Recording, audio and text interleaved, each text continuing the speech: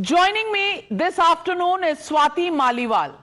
Swati Maliwal, you just put out a tweet. आपने tweet डाला जिसमें द्रौपदी का चीरहरण और वहां कृष्ण जी अवतरित हो रहे हैं।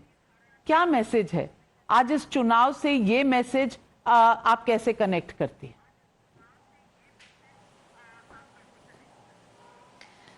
मैम, मैं ये मानती हूँ कि जब एक इंसान का घमंड और अहंकार इतना बढ़ जाता है कि वो किसी की नहीं सुनता, तब ऐसा होता है।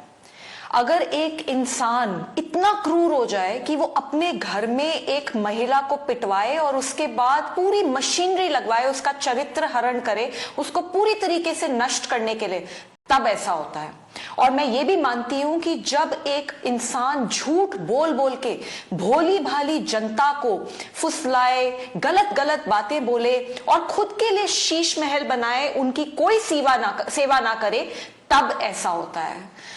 तो आज मेरा बस यही मैसेज है कि जो हो रहा है ये कहीं ना कहीं भगवान ने अरविंद केजरीवाल जी को दंड दिया है।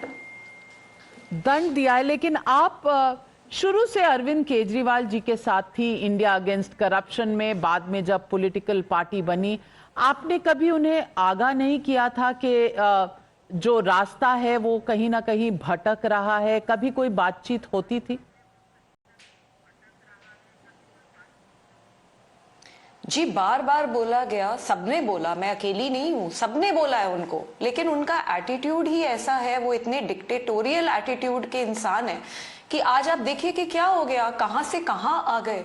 अगर लोगों के काम नहीं होंगे तो लोग गुस्से में होंगे, हमें वो मानना पड़ेगा, हमें वो समझना पड़ेगा। मैं दिल्ली के अलग अलग इलाकों में गई, कई इलाकों में गई, सड़कें टूटी पड़ी हैं, नालियां ओवरफ्लो कर रही हैं, गंदा सड़ा हुआ बदबूदार पानी लोगों के घरों में आ रहा है, यमुना जी साफ नहीं हुई है, कूड़ेदान बन गई है दिल्ली। तो जब ये सारे इश्यूज होंगे, लोग गुस्से में हैं, तो हम बार बार ये कहकर कि किसी ने हमें काम नहीं करने दिया, हम जस्टिफाई नहीं कर सकते। अरविंद केजरीवाल जी ने तो खुद एक पॉडकास्ट में बोला कि यमुना साफ करने से वोट नहीं आती। तो जो इंसान ये सोचता है कि जनता के काम करने से वोट नहीं आती, तो जनता ने फिर उनको बता दिया कि वोट कैसे आती है। स्वाति मालीवाल जी, आपको इस चुनाव का टर्निंग पॉइंट क्या लगता है? कब ये टर्निंग पॉइंट आया कि अरविंद केजरीवाल जिन्होंने रिकॉर्ड सेट किया है, 67 आउट ऑफ 70 सीट, 62 और 63 आउट ऑफ 70 सीट्स वाले रिकॉर्ड, मैं आपसे पूछ रही हूं ये टर्निंग पॉइंट कब आया?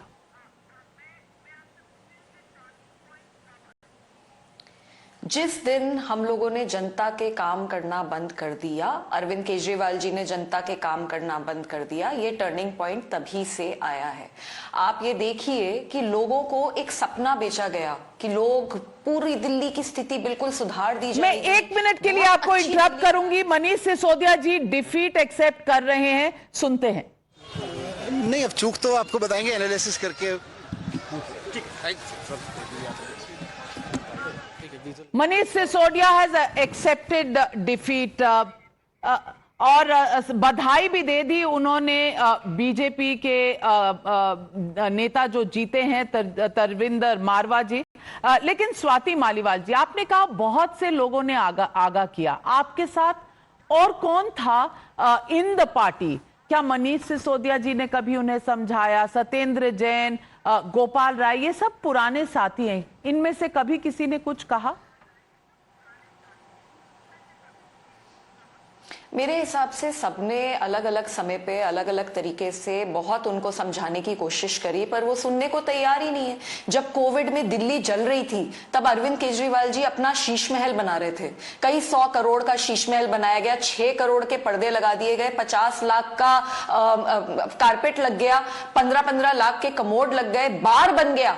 तो क्या जनता बेवकूफ है? जनता को दिखेगा नहीं ये बातें? जब दिल्ली की जनता आज इतने बुरे हाल में रह रही है, आप किसी भी गली में निकल जाइए, किसी भी झुग्गी बस्ती में निकल जाइए, इतना बुरा हाल हो रखा है, साउथ सुदान भी शायद इससे बेहतर होगा।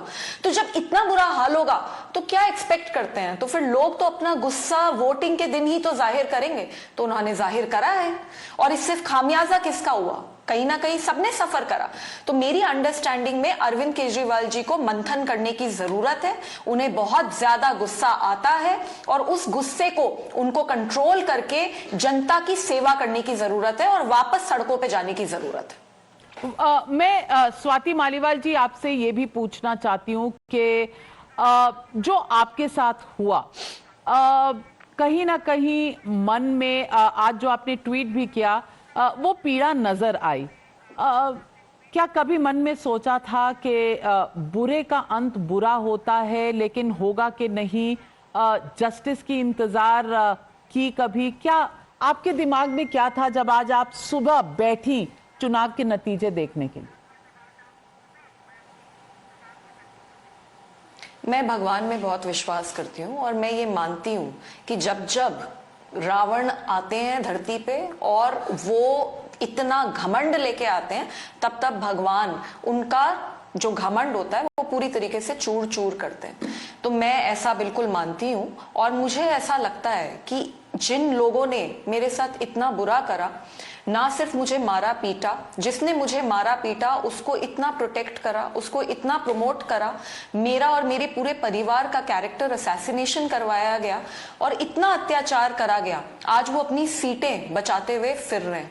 तो दिल्ली की जनता सब देखती है, देश की जनता देखती है, देश की जनता बहुत समझदार है और मुझे ऐसा लगता है कि आज वही हुआ है कि देश की जनता ने बहुत सोच समझ के, दिल्ली की जनता ने बहुत सोच समझ के ये अरविंद केजरीवाल जी को एक मैसेज दिया है। स्वाति मालीवाल जी, आपने कहा कि रावण अरविंद केजरीवाल जी, जिनके साथ आपने इतना समय काम किया, आज वो रावण नजर आ रहे हैं। आपका नजरिया बदला है या उनका काम?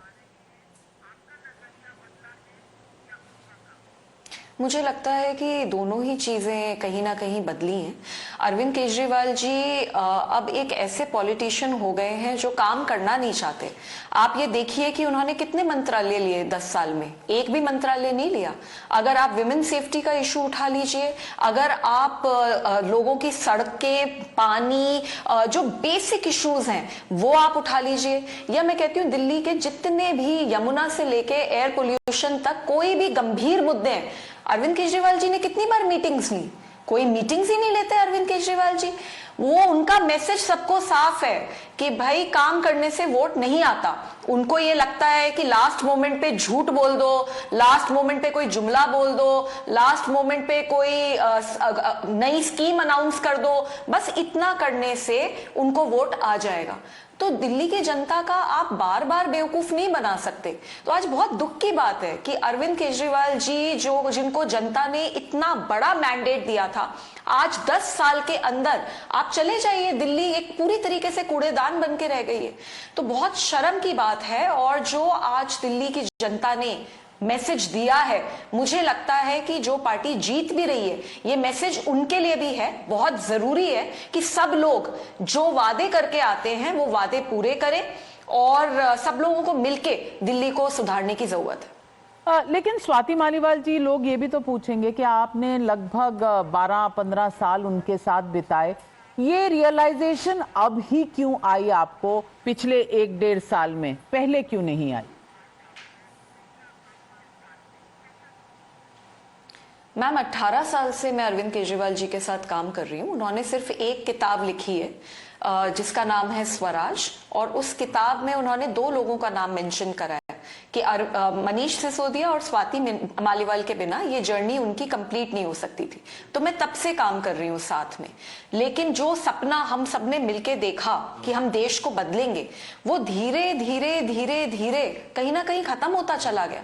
उन्होंने कस्में खाई थी कि वो कभी भी बड़ा घर नहीं लेंगे, वो सिक्योरिटी नहीं लेंगे, वो गाड़ी नहीं लेंगे, और आज की स्थिति ये है कि बस इन 3 चीजों के सिवाय उन्हें किसी चीज में इंटरेस्ट ही नहीं है। वो बस पूरा दिन यही सोचते हैं कि किस तरीके से हम लोगों का बेवकूफ बनाकर, किस तरीके से हम बस कोई चीप पॉलिटिकल गेन कर लें।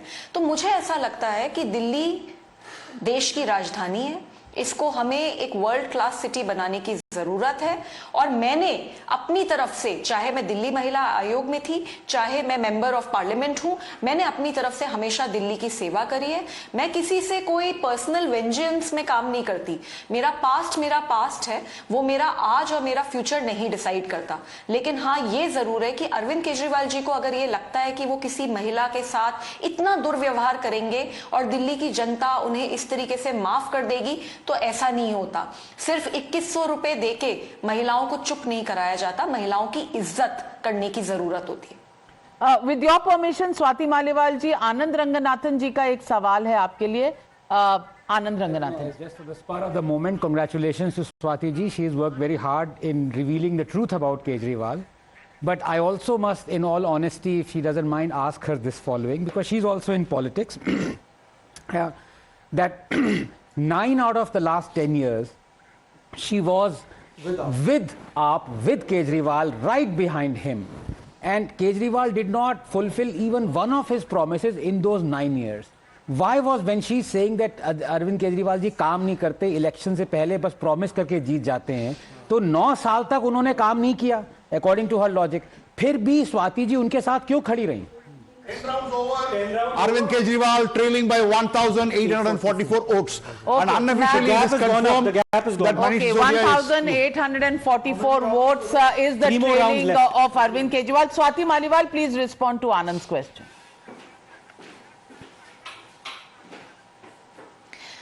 आपने दिल्ली महिला आयोग का नाम पहले कभी सुना था? दिल्ली महिला आयोग को इस देश में कोई नहीं जानता था। 9 साल पहले जब मैं दिल्ली महिला आयोग की अध्यक्ष बनी, उसमें 1,74,000 केसेस की सुनवाई करी है हमने 8 साल में। हर दिन 181 विमेन हेल्पलाइन पे 4000 कॉल्स आने लग गई। हमने एक ऐसी टीम सेटअप करी जिसने 2500 रेस्क्यू ऑपरेशंस करके हजारों लाखों लड़कियों को सेक्स ट्रैफिकर से बचाया। 2 लाख कोर्ट हियरिंग्स में सेक्सुअल असॉल्ट सर्वाइवर्स की मदद की है हमने। 65,000 लड़कियों की जो सेक्सुअल असॉल्ट सर्वाइवर्स हैं उनकी हमने काउंसलिंग करी है। और केंद्र सरकार और राज्य सरकार दोनों को 500 से ज्यादा रिकमेंडेशंस दिए हैं। जान पे खेलकर हमने लड़कियों को बचाया है। तो स्वाति मालीवाल ने अपना काम हमेशा बहुत ईमानदारी से और बहुत शिद्दत से करा, चाहे वो दिल्ली महिला आयोग हो और चाहे वो as an member of parliament. बहुत मुश्किल होता है, दुश्मनों से लड़ना बहुत आसान होता है, पर अपने दोस्तों के खिलाफ आवाज उठाना मेरी अंडरस्टैंडिंग में बहुत मुश्किल होता है। सही कहा। आज अरविंद केजरीवाल जी को क्या कहना चाहेंगी?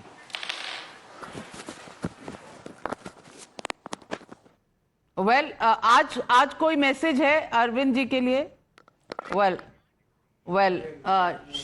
Thank you for one question, and that's the end of the interview. I didn't mean to. I But meant no malice. I think she's really worked. Because I was thinking about it. One of the things that I personally was very stunned by the Aam Aadmi Party was when Atishi became the chief minister, and they did this rather ridiculous drama of having an empty chair for Arvind Kejriwal and invoking some Ramayan concept.